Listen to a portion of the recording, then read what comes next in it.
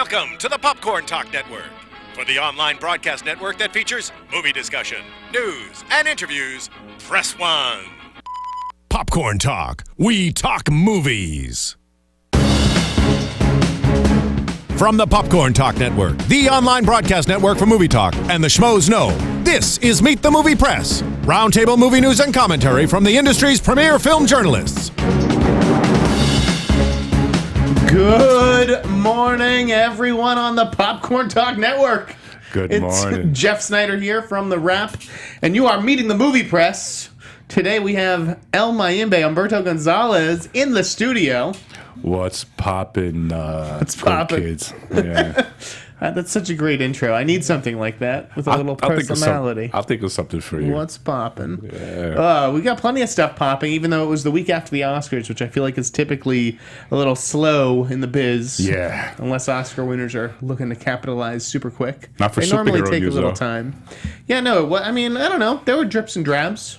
That EW magazine with all those details from the movie yesterday Well, fed a bunch of blogs, including ours. Yeah. No, we all just, get traffic from EW cover stories, so Yeah. thank you. We had the Oscars this weekend. Yeah. Did you? What do you do for the Oscars? I tend to go to viewing parties and stuff.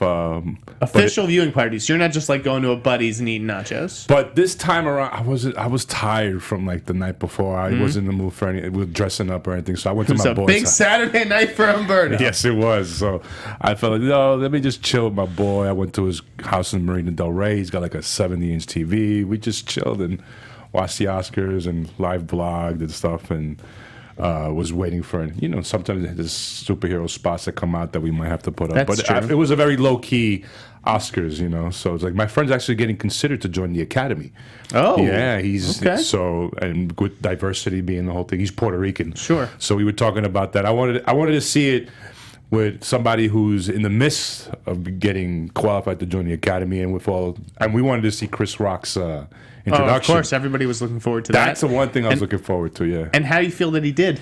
Considering the circumstances, imagine the pressure, I think he did okay. I mean, his opening monologue was funny as hell, but some of the bits were okay, like the theater in Compton and stuff. But Compton. But let's get it straight. That Stacey Dash joke fell flat. Oh That's my God, unanimous. that was bizarre. I'm still trying to figure it out. Why was Stacey Dash on the Oscars? Why is this happening? I know, right? I was like, okay, that's weird. Yeah, I thought Chris Rock did okay. Again, like you said, given the circumstances. I wasn't blown away, though. I thought it was too heavy on the race.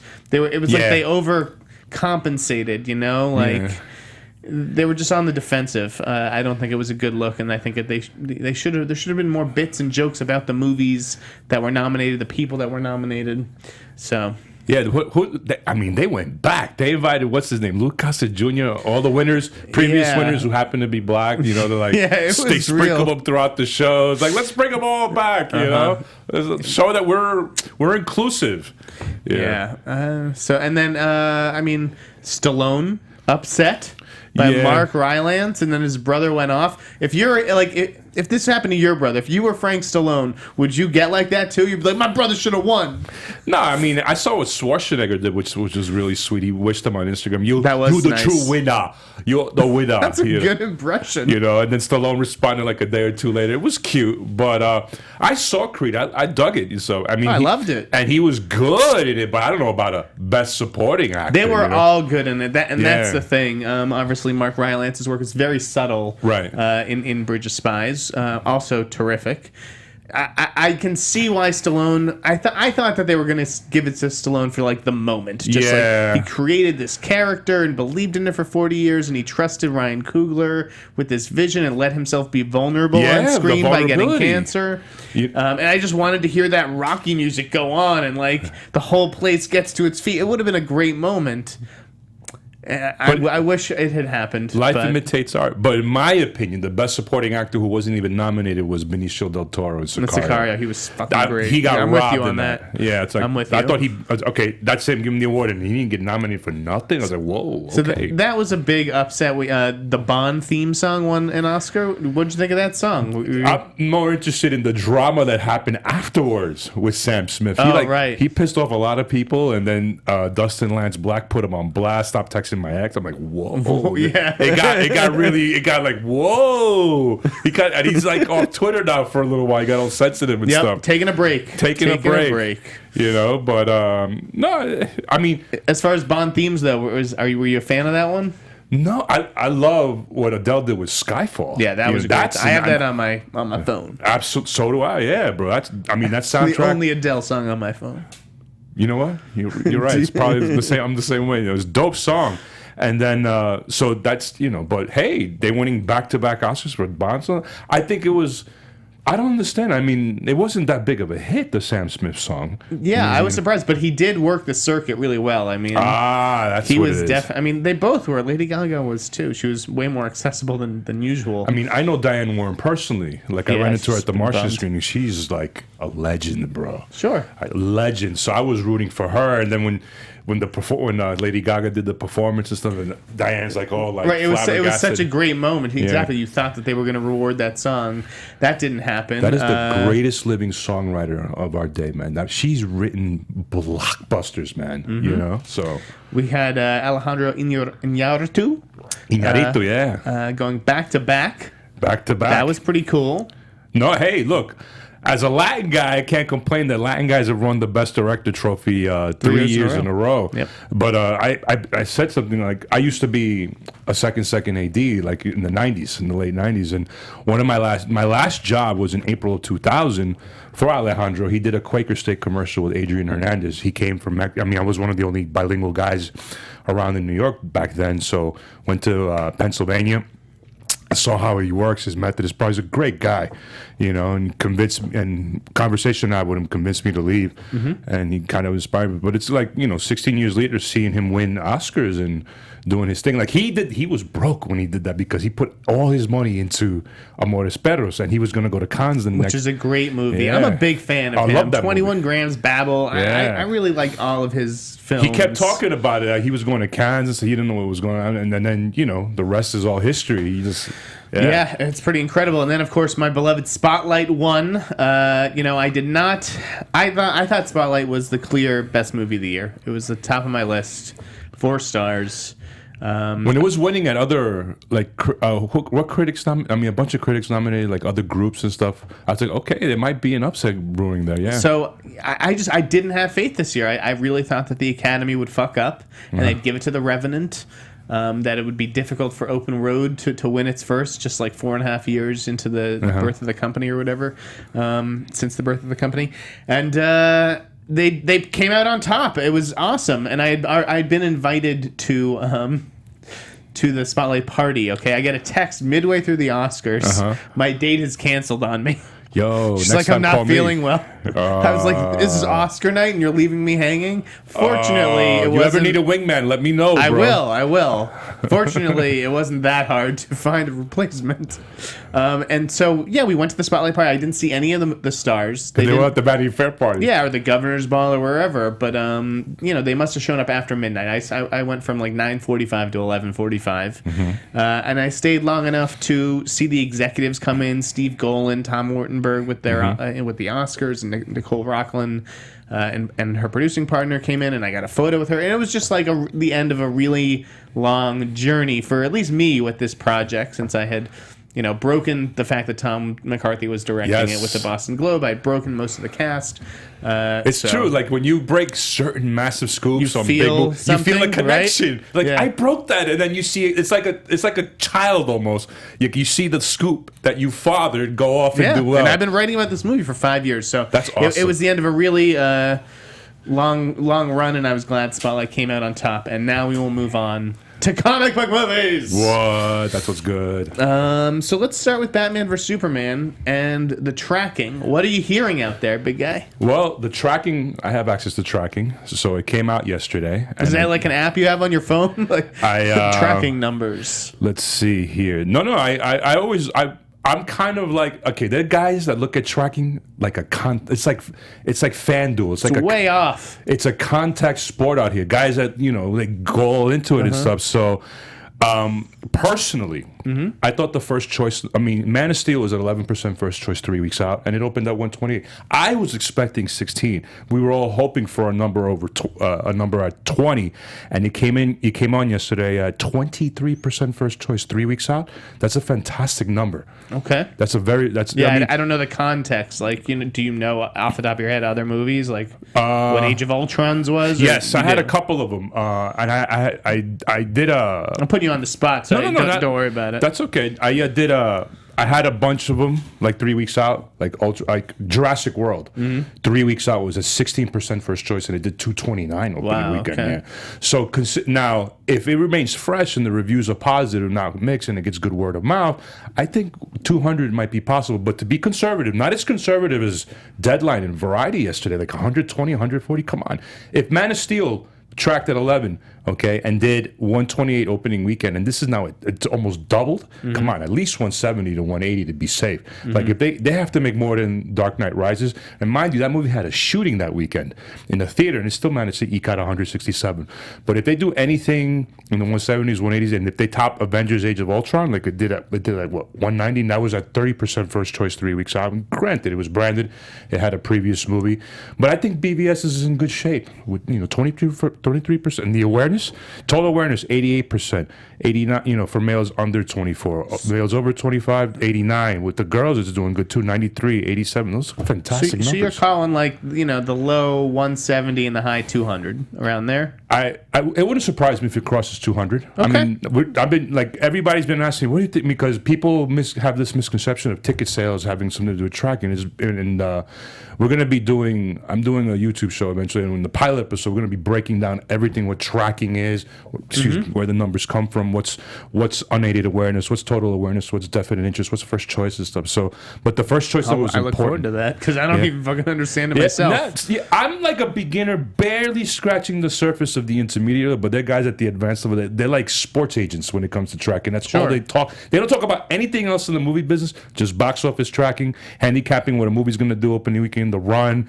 Like, people get off on that. To me, it's funny. It's like, okay, do you make money off the box office? Right. Do you make money off predicting these numbers? No, but hey, it's a fun hobby for some people. If you enjoy it, play Fantasy Movie League. A little plug for our friends over there. Fantasy Movie League, absolutely. Yeah. But that's a fantastic number. Okay. And then there were reports also in Entertainment Weekly that Jenna Malone has been cut. From the film. She'll be in the R-rated extended edition, but not in the theatrical release. Any idea why or what happened? That's the dangers of scooping sometimes. That's why one of the reasons I got out of plot spoilers. When you, and it happened with Drew also on Avengers: Age of Ultron, like when you report something that's true in a screenplay or during production, it may not be true by the time the movie comes out. So Jenna Malone's, I'm not going to say here, but she supposedly plays a very big character in the DC universe, and for some reason it got cut out of the movie, and it's going to be on the DVD. If they've done this before, but not surprising. But her role probably wasn't as big enough to be, or probably would have felt out of place in the larger context of the story. Can you remember the last time like a star was cut out of a movie like this? Are there any examples that stand out? In a big star that was cut out of a comic book movie? Out of a comic book movie. It happened. Anybody in the chat room giving us any ideas? No, I'm not even. I'm not looking. You're not looking. I can't. Sorry, guys. Off the top of my head, I can't remember. But I'm sure. Yeah. I'm sure there've been major actors have been cut out of like movies and I just can't think off the top of my head right now. Fair enough. And then this week there was also this news that David Ayer and Max Landis were collaborating on this project Bright, which I understand is this kind of crazy movie involving orc cops. It's a cop thriller, but there's a cop who's an orc and there are fairies involved, and so Will Smith and Joel Edgerton are going to star in this movie. And what we're hearing is that Ayer and Smith want to slip it in before they have to return for Suicide Squad sequel. Right. Now, Justin and I put this little nugget in Yes, thank at the you. bottom of our stories. That's a good nugget. Which I thought was kind of like inevitable. I didn't even realize that nothing official had been announced. I guess that's true. That was a big scoop. But like, yeah. was it just? I mean, it was like it's obvious. When we posted it, we did gangbusters on just that little bit. Suicide Squad has. I mean, you can see it in the traffic and like the way that it's the social media, for it. Like, there's definitely an excitement. I think it's going to be open bigger than Batman vs Superman. I could see it opening even bigger. I'm going to keep, now that I know what the first choice numbers are for Batman vs Superman, I'm going to be paying close attention. Sometime in July around the Comic-Con time, I know what the first choice. Hey, you're probably right, because if this does well, it only mean right. It's only going to make Suicide. It's only going to help Suicide Squad. Because Batman's in the movie too. I mean, it's no secret. I think a sequel was inevitable, but people didn't know if Ayer was going to come back. It sounds like they want to keep the team together. I suspect whoever survives this movie. Yeah, I suspect it's something because David Ayer tweeted a picture of Max Landis in his office, and it's like, okay, they're working out, they're hanging out, they're bros, they've got to be working on something, and lo and behold, there you go. And it's like Max has been tweeting about it fairly liberally. About possibly working with Ayer, and it was just something I didn't even think to, investigate, so to speak. It sounds like Justin had it for a long time and was real pissed that he got had screwed. a lot of things for a long time. Yeah, that's the nature of the business. Yeah, man. But that's a good one, though. So, Suicide Squad 2, I think it is an inevitability. If they shoot it in 2017, probably ready 2018? Probably, yeah. What's going on with Bright, though? Did any pickups, or is it's still hidden? It's still on the market? That's a good question. And what's weird about Bright is that they got a California state tax credit, from Warner Brothers. Warner Brothers got it approved. So, what happened there? Did they think that they were getting the movie, and so they applied, and then something That's fell weird. through? Yeah. I mean, that's a good package. David Ayer, Will Smith, come on, Yeah. I actually wonder if that state tax credit thing, I wonder if it's messed up a deal. Who knows? But that's sort of what's going on over in the DC universe, right? There's nothing... DC Universe was popping in the DC Universe. I hear they're looking at ladies for a certain movie. Justice League? No. Certain DC movie? Yeah. Wonder Woman? Nope. Hold on, let me see what else is on the schedule. Okay, Justice League, Suicide Squad, The Flash, Cyborg? I don't know. The Flash. The Flash already? I think so, guys. You're going to start to see that news come out, I would imagine, before the summer. Oh, of course, but... I don't know, before... So Seth has already submitted a draft? I don't know any of that stuff. I just know they're starting to look at girls for The Flash. Well, I got... But DC like it does, fanboys. it's early. Like it could be another month, maybe Memorial Day. I don't know. That's interesting. That's only 2.5 months away. All right, so it's something to be... They got at least I don't know. I don't think it's did they cast all the roles on Justice League? I don't think it's coming this week. Okay, put it that way. Did they cast all the roles on Justice League? I mean, I know it's... I doubt it. It's deep in prep in London and stuff. I mean, they start 2 weeks... I haven't heard any casting rumors for that necessarily. Let me see what else. Did you watch the Ghostbusters trailer this week? That's a controversial subject, actually. How so? I think the movie has unfair criticism, and there's a lot of... It's crazy. I checked the fucking YouTube the other day. At the time I checked it, there were 13,000 likes and 15,000 When downloads. I checked last, it was at 54,000 thumbs down only versus 30 thumbs up. That's crazy. Like, I passed on the movie. That's just the fucking haters. No, we used to cover the movie, but if stuff doesn't draw eyeballs or clicks or traffic, I just don't cover it on the site. And Ghostbusters wasn't doing anything for us that I outright don't care. Right. We don't cover it at all on the site. And mind you, it's a but it's like, I think they're in trouble, man. They have that's bad buzz when the director has to come out and call it pure misogyny, which I think it is. But I just think it was an unnecessary. I'm not on the bandwagon. I think it was an unnecessary remake, quite frankly. Well, it definitely looks familiar. I liked the trailer, and Sony threw this event on the lot. And I saw that. Thought it was done well, other than the fact that there was no embed trailer available the night before. Ooh. It's like, come on. I don't know, man. That movie seems like it's in trouble. So, the trailer then debuts. Yeah. And everyone's saying it looks like Pixels. And it's like, I didn't think that when I was watching it, but I guess on reflection, it kind of does look familiar. And I think that just so much time has passed.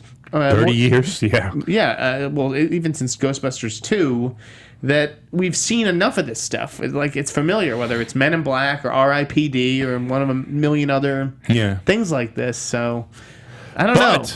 It might have, because of the misogyny, it might have massive support with females, and they might turn. I mean, females do go to the movies more than young guys, so they might save the movie and turn it into a smash hit. Yeah, well, I mean, might galvanize them. You never know. We'll see. Ghostbusters, but I mean, I don't know. Tricky one. I was really surprised by the reaction though yesterday to some of this stuff. Like, I felt bad, man. I was like, wow. You know? And the fans that they had at the event were super passionate. It was like, of course, yeah, like it was it's moving. like religion to them. These people, it's like you were there at the event. Yeah. Oh. They make appearances at children's hospitals and they like do public service in costume. Oh my god. I mean, it's like I get it. It seems ridiculous from the outside, but there's a sweetness to it. Yeah, there is. I mean, there's like 2-3 bloggers that are like. You don't see like Twilight fans like appearing as Jacob and whatever the fuck his name is. No, they just happened to camp out a week before at Hall H and Comic Con. Yeah. So, all right, what else is going on here? Are you excited for this movie Triple X, The Return of Xander Cage? That's another one we outright passed on the site. No, it does. I feel like it does good numbers. I've been shocked. Not with me. No. Our readers don't like it at all. I've been surprised at how there seems to be an actual. I tweeted the. Hold on. I tweeted the release date. And so when is the release date? It's like in January 2017, maybe. Oh, it's so I tweeted that. I got 200 retweets. Who was excited for this movie? I mean, again, it's not generating anything with readers, with us at least. I mean, sure, it generates social media, but I just think it's too little, too late. Quite frankly, you know, he waited a decade to do a sequel. You know, he doesn't look too good in the role. I mean, he's all topless and stuff. And like, bro, put your shirt back on. Do me a favor. But, well, I just feel like Vin never really has much luck when he goes out on his own. Yeah, but they waited too long for this. And James Bond is back, and I mean, he's doing well. So it feels like a cheap rip-off. But you know, Bourne and Mission Impossible, and it's like how the last one wasn't that successful either. I see this one opening less, especially if it comes out in January. I mean, it's probably going to do less than the last Witch Hunter numbers. You know? Yeah, that was like a huge swing and a miss. Sorry, gang. So we also had a Firefighter movie. Okay, called No Exit that cast Josh Brolin and Miles Teller from the producers of Sicario, Black Label. You know, we haven't had a good fire movie or firefighter movie since Backdraft. Yeah. Backdraft remains the gold standard. Yes. This is a movie with early 90s effects, most of which are practical, not CGI. Amazing. Yeah, it was terrific. Like, there's no beating Backdraft. So, like, I don't know. I'm kind of looking forward to this because no one even tries it. Fire is apparently really tricky to shoot with because it's unpredictable. Right. I mean, isn't there a popular TV show, Chicago Fire? Yeah, no, Chicago Fire is popular. Go. So when audiences are used to seeing that on their televisions, they got to step up their game. Then it's not mostly about the spec. What I love, sure, like I remember in Backdraft, Kurt Russell was the man in that movie, and then the kid Baldwin brother and Scott Glenn and Robert De Niro. I mean, so the characters more than the fires made that movie interesting. Sure, the effects were crazy in the way they shot it, the way Ron Howard executed, but.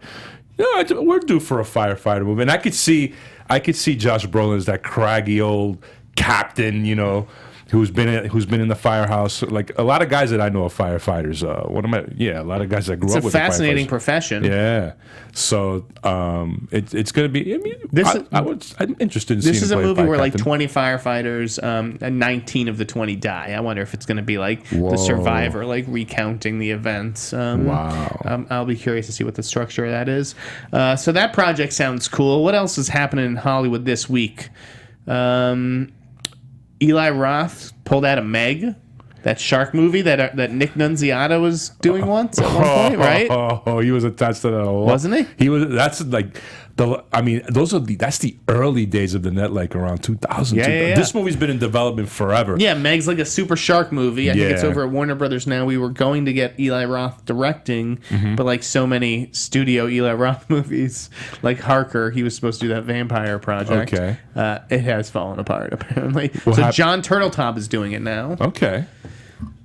And now, I don't know. I feel like for this movie to stand out in this marketplace, it definitely needs a director with a voice and a vision and a fan base, and John Turteltaub is not that guy. Are they going to make the movie, or is it just endless cycle I don't know. I mean, you're right. It's been in development for so long.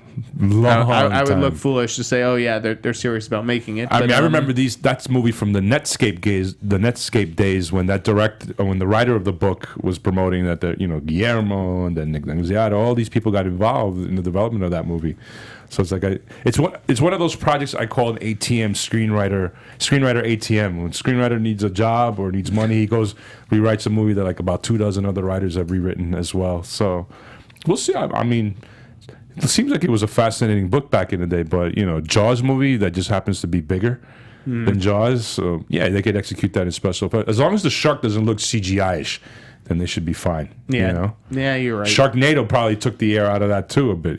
We'll see. I'm looking forward to this movie with Blake Lively that comes out this summer called The Shallows or In the Shallows or something like that. Okay, what's that? Which is about? Like it's basically a woman versus a shark movie, and the shark has her like pinned, like the shark's swimming between her and the beach, and she's like stuck out on like a buoy.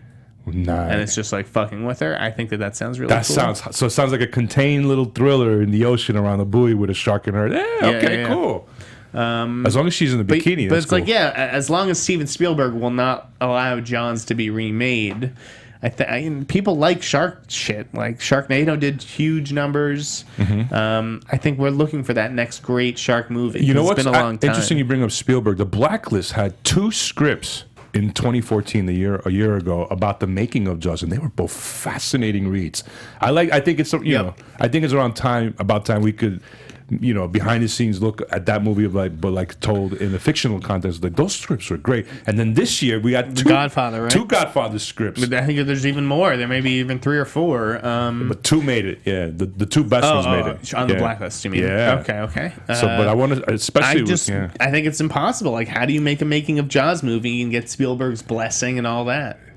So the rumor is like one of them pissed him off so badly he took the iPad he was reading it on and threw it against the wall. Yeah, like who Who would play Steven Spielberg and basically assassinate your career? Pretty much, if you fuck that up. That's a mafia don for you right there. Yeah. There were a couple of other things I wanted to discuss this week. So we're going to talk about diversity for a little bit off a THR story about diversity casting as far as development titles go. We'll start with my scoop. Go ahead. On Diego Luna joining the Flatliners movie at Sony. He's in final negotiations to join Ellen Page in that film. And so the way that it was described to me, not only is it going to be like 3 women and 2 guys, the 5-some, instead of, I think it was 4 guys and 1 woman, originally. Now it's 3 women, 2 guys, but it's going to be, inclusive in terms of race. Okay. Diego Luna, there was no Latin guy in the original. It was 4 white dudes and Julia Roberts, right? Yeah. So THR wrote this story about a couple of things. Disney picked up a movie called Dr. Q this week that Brad Pitt's producing about like this Mexican doctor who sneaks across the border and then, becomes a successful surgeon. Right. I saw that, yeah. All right. Sarah Shahi got cast as Nancy Drew on CBS. Nice. She's so hot, too. There's a few things in here. Hidden Figures, Fox 2000 and Chernin are gearing up. That's with Octavia Spencer and Taraji Henson. There was another one I think I read about J.J. Abrams putting out. Right, exactly. That was part of this sort of package that THR rolled out. So J.J. and his company Bad Robot are telling their agency CAA only, there needs to be a certain number of scripts or actors or whatever that you're sending us that reflect the real world that we live in. Correct. No, I know a lot of writers of color, Black and Latin writers, that they could execute and some. I mean, I know a two-time blacklist guy who's been on the blacklist not once but twice, and he's a Latin guy, and he. I mean, I think the spec boom of the 80s and 90s are gone. Remember those six-figure paydays? I mean, six-figure payday or assignment writing. A lot of writers of color struggle with. I mean, like when you see a spec deal these days, like in Deadline, and you don't hear the numbers, you know what that is. It's 5,000 against like 15, and maybe if they make the movie, they'll give them like a six-figure payday. Those, I mean, it's a lot of 4 or 5-figure deals that don't get. They get reported, but they don't get reported financially. You know, so it's gotten tougher out there, but I think it's good. A lot of writers of color, I feel, are like the smaller, the mid-level agencies and stuff. They don't have the push. They don't get the push that they would at a bigger agency. But it's a tough situation for the bigger agencies because the bigger agencies are in the business of servicing the bigger clients, not necessarily filling up the quotas for diversity. But maybe now they will. Maybe I don't know. We're starting to see a lot of change. Yeah. We saw Michael B. Jordan is doing a Thomas Crown remake. Love that movie. Or not. I love the remake. Justin threw some cold water on that on last week's show. But he's not doing it? Just so, like, you know, I don't know if it'll end up happening. Obviously, there's no script, there's no producer, there's no nothing. Oh, so it's just like an idea at this point. But, you know, that's a traditionally white role. Right. Idris Elba going to play Roland in The Dark Tower. That's a traditionally white role, or just maybe that's how people, imagined it as they're reading in their heads. I don't know. Like, I don't think that race is an integral part of that character. Idris Elba also, replaced Charlie Hunnam in The Mountains Between Us. THR pointed out Lin-Manuel Miranda joined the cast of Mary Poppins. Puerto Rican Dominican kid, yeah. So, all right, and Lupita Nyong'o in Intelligent Life, that Colin Trevorrow project over at DreamWorks, not necessarily written for a black actress. So I think the industry is doing its best to change. You're seeing baby steps. It's better than nothing. Absolutely. I mean, I agree. I do think obviously something had to happen though. What surprises me, like I put up when they announced the release. I mean, this is old, but they would put up the release date for Birth of a Nation. It did exceptionally well on the site. It did better than any. Like if I combine Ghostbusters and XXX2, it drew eyeballs and clicks. So there's a hunger for these stories, but that movie might do well about a year from now. Like, it might be getting that Oscar talk. I used to be skeptical of whether Fox Searchlight would make that investment back on Birth of a Nation, paying out 17.5. It did well on the superhero site. I think that there is a real excitement. Again, judging by even the retweets from when I announced the release date. Right. There's definitely something there. I mean, I haven't seen it, but I've told beat for beat it's the Black Braveheart. So we'll see. There's like some industry news this week. Hulu picked up its first festival film, this movie Joshi, that I saw at Sundance. Really? It's got like a bunch of, it was okay. The digital players come out with, those minimum guarantees are better than what the yeah, they're going to team with Lionsgate on it. Okay. But yeah, obviously that's a big deal. It's a huge deal, yeah. Joshi has a really shocking opening that I won't spoil for anybody. And there's some decent stuff in there, but it's a small film. A smart purchase though for Hulu. It's definitely one of the bigger titles that were still available, still on the board from Sundance. Miramax sold to a company I never heard of. Yeah, me too. I was like, what's that all about? Media Group. Again, this is not the shit that our listeners probably care about, but it's the sale of Miramax is a big deal. People have been talking about it. Definitely, the announcement came out of nowhere. I know, right? I don't have a dollar figure, but that's a valuable library. I wonder if this new owner, it's the same way like I think that they're Italian, like Lady Monica Baccardi or like Ambi Group. They bought exclusive media. Okay, so they got remake rights and rights to like these movies like Donnie Darko and Memento. Remember, they're making that Memento remake, which is one of the worst ideas I've ever heard. Is remaking Memento. So who knows what could happen now that this new company has control of Miramax titles like Pulp Fiction, like Clerks, like. What if you start seeing those movies remade? I'll start to feel very old. God help us. I'll start to feel very old. They remake those. Power producer Mary Parent. She's a name in the geek world. I think she's produced Pacific Rim, Godzilla, her name's on some big projects because she kind of gets called in when some of them are in trouble. She kind of saved The Revenant. Yeah. So she was kind of riding that wave. I keep saying kind of. A lot of too respect often. for Miss Mary. But yeah, she's going to go over to Legendary, leaving her production yeah. company that was at Paramount. Could that have any repercussions for things over at Legendary? I think so. She's got good taste. I remember during my Entourage days, my buddy sold a pitch to her in the room when she ran Paramount, and Donna was in the room as well. And Mary has a good Mary. It's no joke. She's also very attractive executive too. But no, she's a beautiful woman. But she's also I'm gonna leave that there. She's very whip smart too. But I remember making good decisions. I mean, Legendary just sold for like billions. $3.5 billion to a Chinese company. It'll just be it's a whole new kind. Thomas Tull is still there. Obviously, it's his company, but it's a whole new regime over there. Yeah, because he's got fanboy taste, and she's got highbrow and Legendary taste. has a brand for a company that's fairly young. Yeah, with the monster movies and stuff. Well, it's more. It's more The Hangover and the Dark Knight trilogy. Like Legendary's on all those things now. Atlas has kind of replaced them to some extent. They're producing Suicide Squad and that kind of stuff. Yeah, Robin. But Legendary is definitely an interesting company to watch. Definitely interesting. They've got mix. Warcraft coming out this summer, and then they have another movie, Spectral. Who knows what that could do? What else were they working on? Legendary was working on something else in the fanboy. I mean, like I said, he's got fanboy taste and she's got highbrow taste. Right. So it'll be an interesting combination. Yeah, absolutely. Okay. Ascendant got a new director. I don't pay any attention to this franchise. I don't pay attention to any of this the franchise is stuff beneath either. me. It's definitely. That's right. Sorry, Divergent fans. I'm out. I'm not involved in this. We don't cover that on the side. No young adult stuff. And they lost Robert Schwent when we've heard some that this movie was like in trouble, or not in trouble because it's like a sequel and a sure thing, but it lost Robert Schwenke, the director, who pulled out. He had enough. And they got Lee Toland Krieger. I don't know what his last movie was necessarily, but he did Celeste and Jesse, which I liked. Okay. Again, it's a real shrug. I don't know if our listeners care. Probably not. I was more interested in the Boston Marathon bombing movies that got. How many of them being developed? I think there's like 3 in development, but 2 seem to be moving ahead full steam. Okay.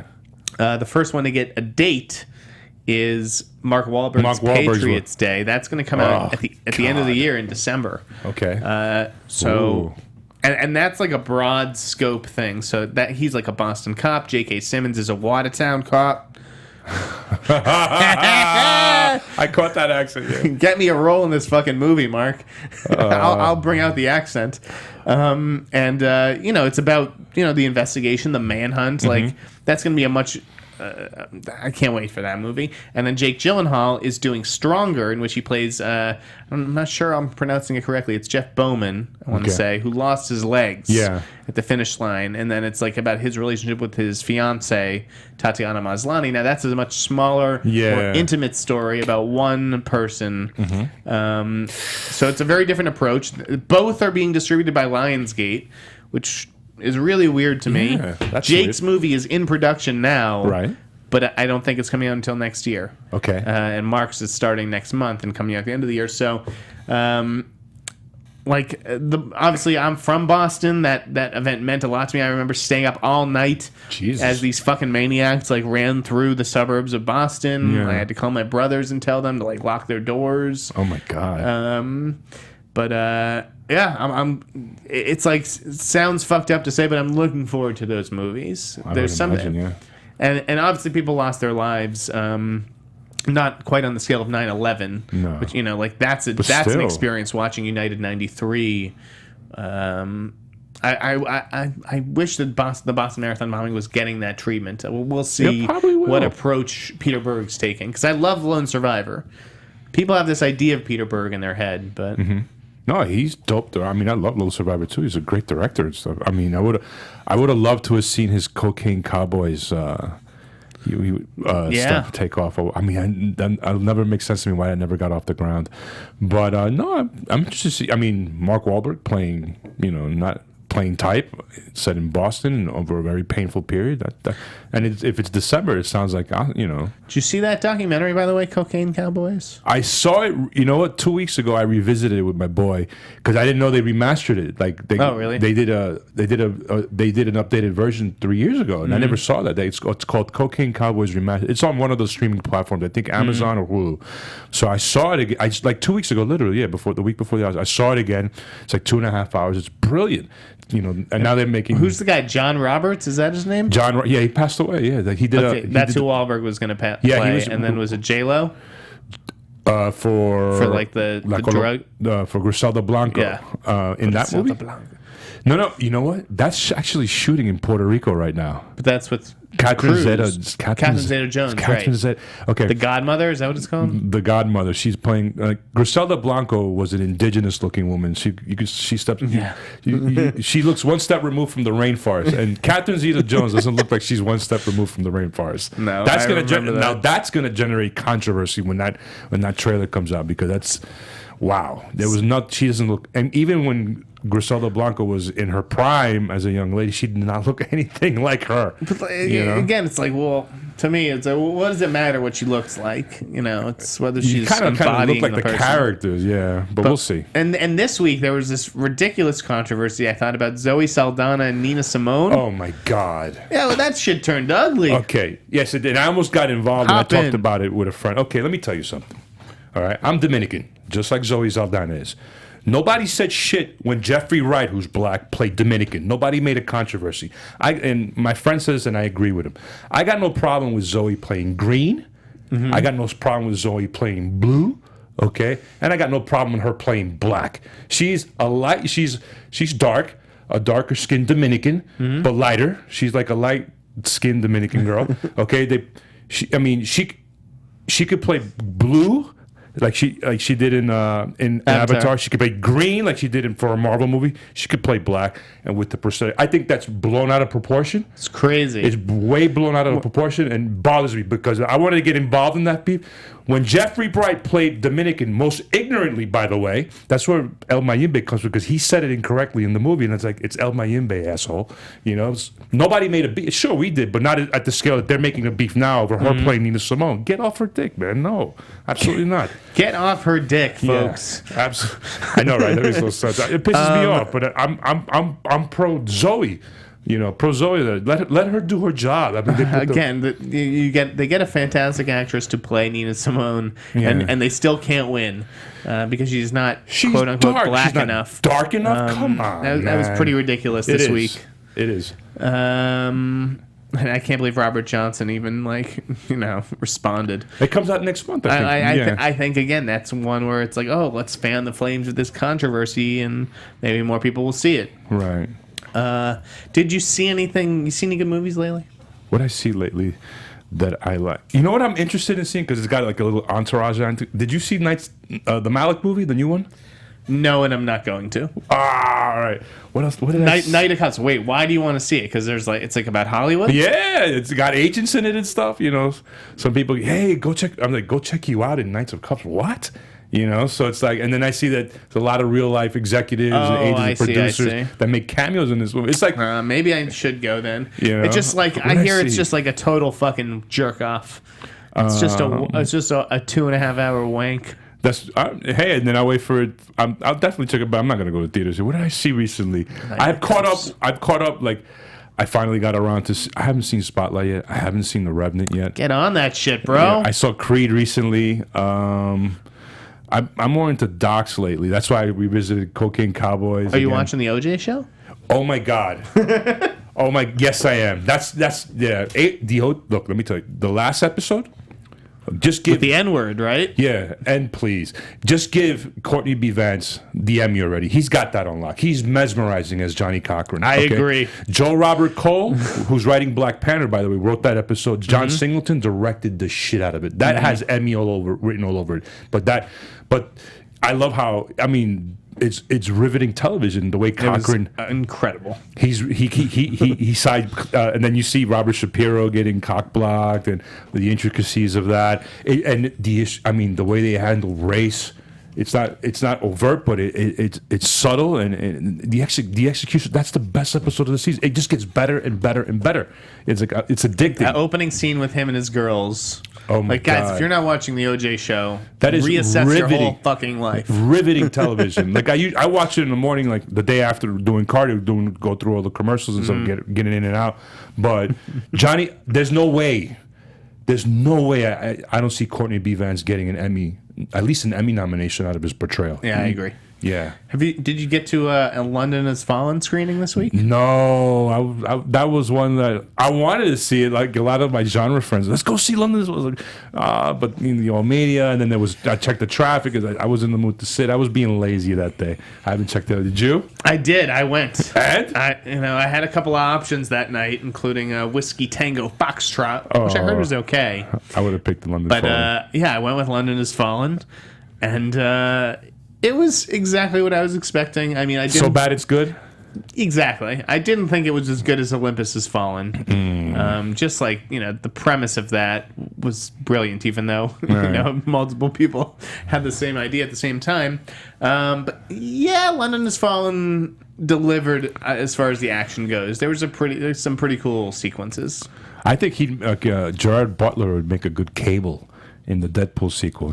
He's one of my guys, So it's like, it depends on, we don't know what the age range is yet or how they're looking for Cable, but I think he'd make a good Cable. What do you guys think? Think he'd make a good Cable? Ooh, question posed to the audience. Yeah. Would Gerard Butler make a good Cable? I think so. I mean, I love him as Leonidas, and if you could get back in that kind of shape, or Mel Gibson even as Cable.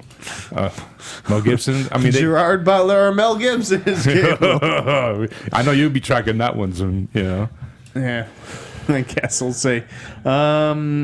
Okay, so anything else that you've been watching or no? I've just been watching television. I watch.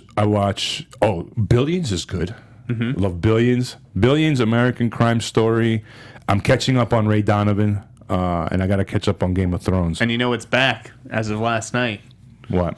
House of Cards. I believe it. I haven't seen the first couple of seasons.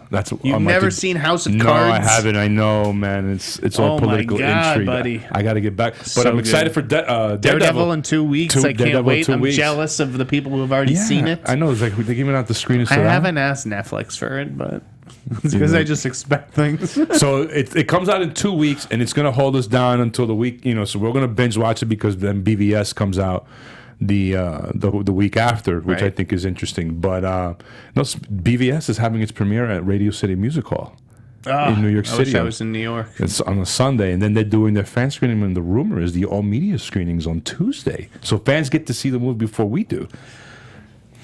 That's interesting. That's a rumor. Okay, we'll see. Yeah. Well, I saw this movie last night, The Brothers Grimsby. Nah, I didn't see that one. And?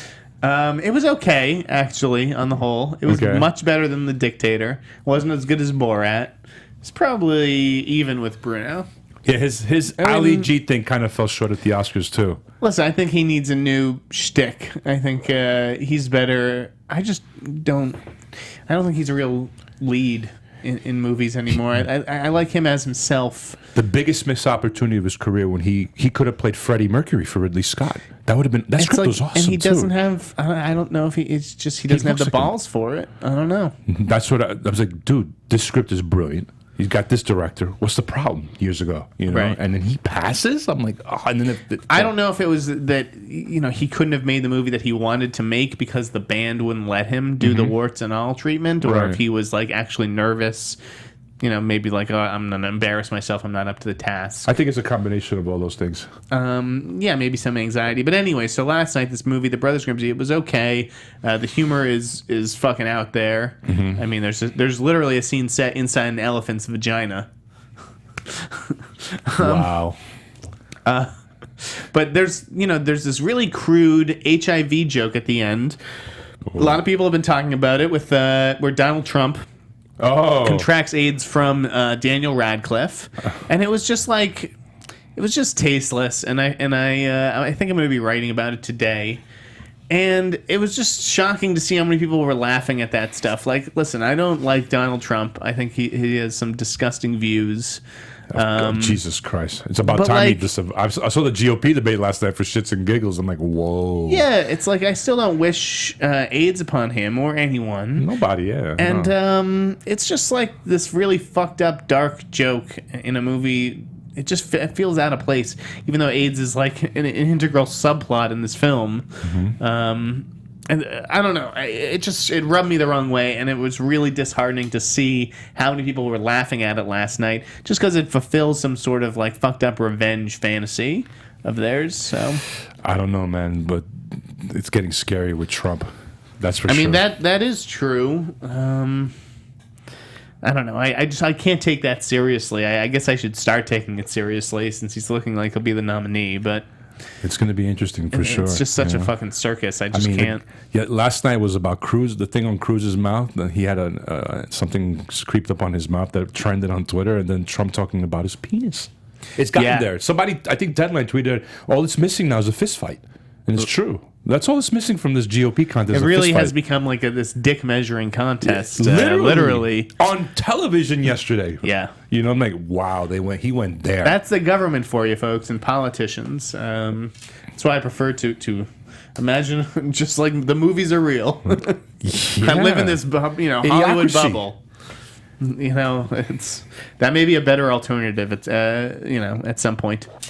Anyways, movies, that's why we watch them, to escape just the fucking shit show that is real life. Absolutely. Hence, especially the superhero stuff. And so we're both looking forward to Batman vs. Superman. I'm pumped for Midnight Special, Jeff Nichols' next movie. Okay. That comes out this month. And what else comes out this month? Cloverfield.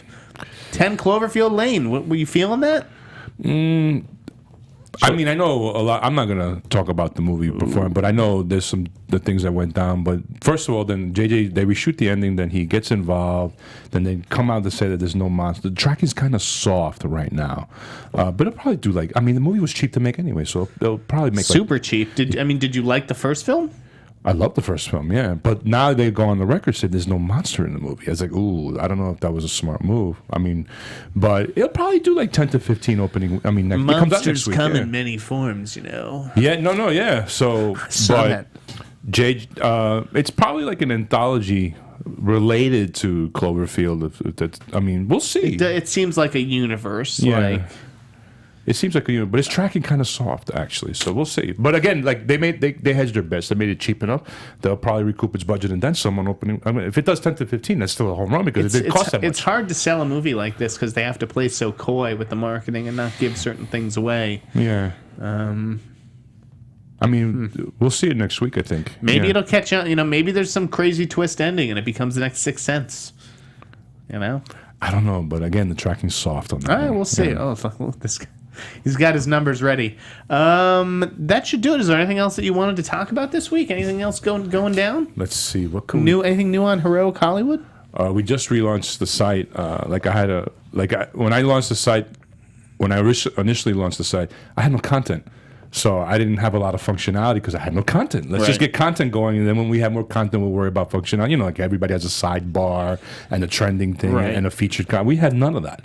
So as the site grew is bigger than I practically expected. It's like, okay, I got to do something quick. So we were on Squarespace. I had multiple site crashes and stuff. So I went out to a couple of guys, but there was one guy who chased me for months, and then we relaunched the site.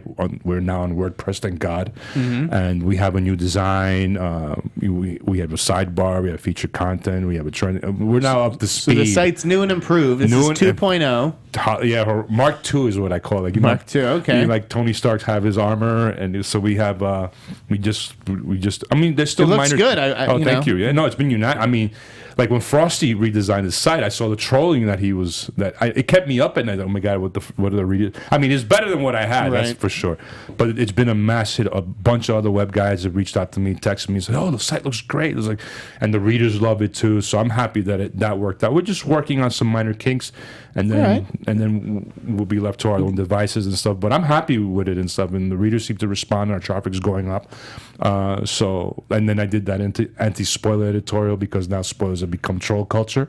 So a lot of our readers have been coming back, giving me respect and props props for going in the direction. But I'm happy with the functionality of the site. We added more writers with the functionality. Our social media teams. Lively comment section, right? Yeah, everything's been. I mean, it's been. I was expecting a lot of trolls. I only got one troll comment, and it took a week, about the design of the site. But I'm happy with it so far. So I'm having a blast with it. It continues to grow wonderfully. We're proud of you. We're happy for you. Oh, thank you. And thanks for coming down today, man. Any fun weekend plans? Am I going to see you tonight? Fun weekend plans. Where tonight? Well, I'll tell you after. Is there girls there? No, let me stop. I'm just. I got some back end stuff that I have to work on. Some articles I have to work on. Man's I'm just dedicated to you guys, the fans. Yeah, just chill. Trying to gather some stuff for you guys on Justice League, but I mean, we just repaired our relationship now that we are the spoiler with DC and Warner. So, as long as I give them a heads up, that's cool. But I'm trying to see what I could drop on Justice League that won't I'm not going to do anything on. Breaking Mara and then the actors, that's fine. But I won't get into Justice League until after BVS. So the same when Avengers: Age of Ultron came out, people were already talking. We appreciate it because nobody wants to be spoiled. Yeah. So it's like okay, I can't publish that. Let's sit on that. So we're fine. I'm excited for Daredevil. 2 weeks and then. We waited 3 years and 3 Comic Cons for this. It's a good month to be a geek, so stay tuned to Meet the Movie Press. Where can we follow you? At El Mayimbe on Twitter and all other social media platforms at Heroic Hollywood and at heroichollywood.com. And I am at the Sneider on Twitter. Follow my crazy ramblings on therap.com. Yes. Everybody have a great House of Cards weekend. Yes. And we'll be back next week. From producers Maria Menounos, Kevin Undergaro, Phil Svitek, and the entire Popcorn Talk Network, we would like to thank you for tuning in. For questions or comments, be sure to visit popcorntalk.com. I'm Sir Richard Wentworth, and this has been a presentation of the Popcorn Talk Network.